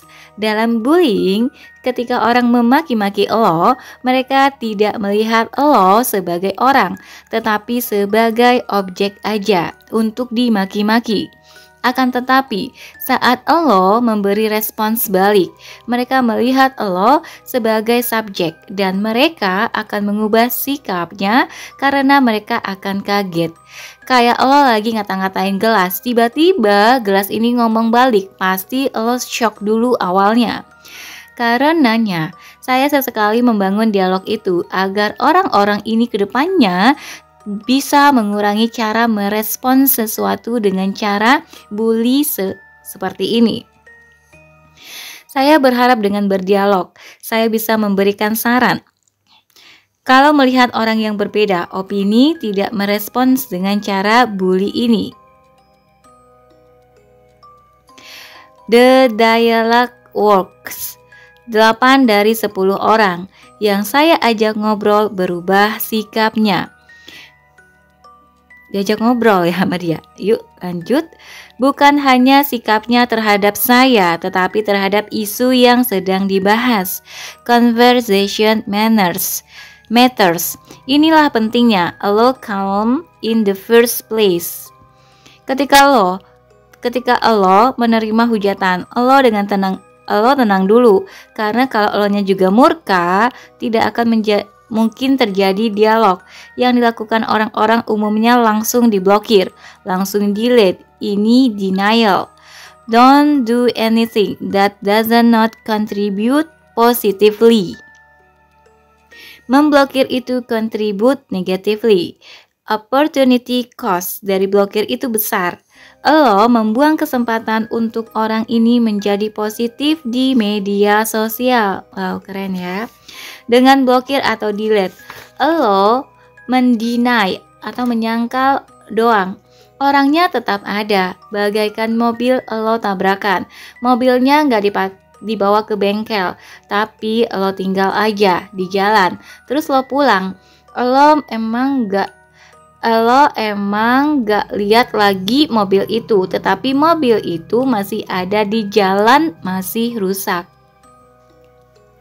Sekali lagi, saya bisa kalem karena saya sudah menyimulasi dulu the worst case untuk memastikan mental kita siap untuk apapun. Masalahnya, kalau saya lihat teman-teman yang seumuran saya, mereka selalu berharap pada best case. Ini positive thinking in the wrong way. Karena lo akan shock banget saat worst case terjadi. Sejak kapan kebiasaan menyiapkan skenario terburuk di atas mulai terbentuk? Mungkin karena hidup saya sekeras itu. Hahaha. Saya lahir di keluarga yang berada. Suatu hari, orang tua saya berpisah saat gue masih kelas 1 SD. Kami anak-anak tinggal bersama nyokap dan nyokap tidak punya bekal apapun untuk bisa mempertahankan gaya hidup yang sama. Jadi, secara keuangan drop banget. Keadaannya berbalik 180 derajat. Yang dilakukan nyokap tidak memanjakan saya atau membuat anak-anaknya denial. Nyokap saya nggak kayak gitu. Dia malah memberitahu bahwa kami jatuh miskin. Mama cerai, jadi aku harus menjaga adik. Nyokap nggak pernah memperlunak masalah. Jadi saya nggak pernah merasakan denial atau menyangkal keadaan. Kalau ada masalah, ya dihadapi langsung sejak kecil. Nah, itu baru soal kemiskinan. Selain miskin, kemiskinan ada hal-hal yang muncul dari kemiskinan itu. Karena lo miskin, lo harus menghadapi persaingan yang lebih berat. Di sekolah misalnya, ketika semua anak punya gadget, saya nggak punya apa-apa. Semua orang gampang mencari informasi, tetapi saya harus ke warnet dan menghitung saya punya uang berapa. Jadi, saya harus efisien memakai internet. Saya ranking 1 dari SD sampai SMA karena nyokap selalu bilang, kamu itu udah jelek, miskin pula. Kalau kamu gak pintar, kamu gak akan jadi apa-apa. Waktu di SMP, saya dibully tanpa alasan jelas. Saya dibenci angkatan dan senior. Waktu kelas 3 SMP, saya dicegat di depan pagar sekolah. Apa yang saya lakukan? Saya harus cari jalan lain. Saya memanjat tembok samping dan pulang lewat samping. Saya nggak pernah menghabiskan terlalu banyak energi dan pikiran pada masalah. Saya selalu langsung cari solusinya. Suatu hari, saya dibully dengan cara tas saya dimasukin sampah saat sedang tidak di kelas. Besoknya, saya ke kantin sambil membawa tasnya. Gak harus semua masalah lo pikirin. Banyak orang put too much energy on the problem. Harusnya lo put energy to the solution. Kalau saya gusar, marah-marah, dibully, nangis-nangis ke orang tua, itu semua tidak memecahkan masalah. Bener ya, kalau ada masalah langsung solusi aja, nggak perlu nasehatin atau marah-marah gimana gitu ya. Langsung ke solusinya aja. Yuk selanjut. Ada faktor orang tua. Nyokap kalau ngelihat saya nangis waktu kecil, dia akan marah banget. Ngapain nangis? Nangis itu tidak menyelesaikan masalah. Ada benarnya kalimat itu. Beliau menuntut untuk tidak melakukan sesuatu jika itu tidak berkontribusi pada solusi masalah. Ini memang ekstrim, tetapi poin yang mau saya angkat adalah bagaimana nyokap gue sangat fokus pada solusi. Hal ini tertanam sangat dalam pikiran saya. Kembali ke media sosial. Apa sih kesalahan anak-anak muda dalam menggunakan media sosial menurut Kania? Mungkin comparing, membanding-bandingkan kali ya. Saya pernah membaca artikel mengenai Instagram bisa berpengaruh pada depresi yang sedang banyak terjadi di antara anak muda. Mungkin karena Instagram dipenuhi para selebgram yang memamerkan tentang hidup mereka. Ada yang pamer traveling, ada yang pamer baju mahal, ada yang pamer pacar gantengnya, kulit putihnya, dan lain-lain. Saya lihat anak-anak muda ini take it too seriously. Mereka kekurangan inspirasi untuk memikirkan diri mereka sendiri. What kind of person I want to be? What kind of myself that I aspire to be? Anak-anak muda ini kekurangan inspirasi untuk berdiri di kaki mereka sendiri dan menjadi diri mereka sendiri, bukan mengkapi orang lain. Instagram ini menjadi tempat di mana mereka makin kehabisan inspirasi karena kerjaan mereka hanya ngeliatin akun-akun ini. Dan mereka menghabiskan terlalu banyak energi di sini. Kemudian mereka marah karena kehidupan mereka tidak seindah itu. Terus kemarahan itu dialihkan ke tempat lain, membuli akun-akun seleb saat mereka melakukan kesalahan. Gitu ya. Pemarahannya dari ngelihat orang lain, terus lihat hidupnya, terus melampiaskan ke orang lain. Oke. Anak-anak muda ini perlu spirituality atau buku-buku atau filosofi yang memberi mereka inspirasi bahwa mereka tidak perlu seperti itu. Bagaimana mereka bereaksi terhadap orang-orang yang kehidupannya lebih baik dari mereka, bahwa tidak perlu menunggu-nunggu seleb melakukan kesalahan untuk memaki-maki mereka di media sosial. Saya bingung sih. Kalian ini dibesarkan di mana sih? Gaul sama siapa sampai jadi kayak gini? Lo tuh anak muda dengan segudang kemungkinan menjadi lebih besar. Kenapa lo harus turun ke level ini? Menyimpan kemarahan dan marah-marah. Artinya level lo jadi di bawah orang yang lo marah-marahin itu. Bisa nggak saya simpulkan kalau kita sudah cukup sibuk untuk merenungkan diri sendiri? Kita mau jadi apa? Kita tidak akan punya waktu untuk mengomentari para seleb media sosial. Balik ke dikotomi kendali ya. Harusnya lo fokus pada hal-hal yang bisa lo kendalikan saja. Saya suka bingung, kenapa sih semua orang jadi begitu marah pada orang lain? Gak ada alasan sama sekali. Beberapa kali baju mahal saya rusak di laundry. Apakah terus saya memaki-maki, dasar laundry laknat? Gak ada alasan sama sekali untuk marah. Saya punya teman di media sosial yang harus banget marah ke semua orang. Mau saya unfriend gak enak, jadi saya mute. Hahaha. Buat apa sih segala kata-kata kasar itu? Anak-anak muda butuh lebih banyak bacaan atau filosofi untuk membantu mereka menggunakan media sosial ini dengan lebih tenang. Gak perlu dikit-dikit murka. Dan saya yakin ini awalnya iri hati atau dengki yang kemudian berubah menjadi kemarahan. Lo akan mencari kesalahan dari rambut baru seleb yang gak cocok lah, apa sajalah.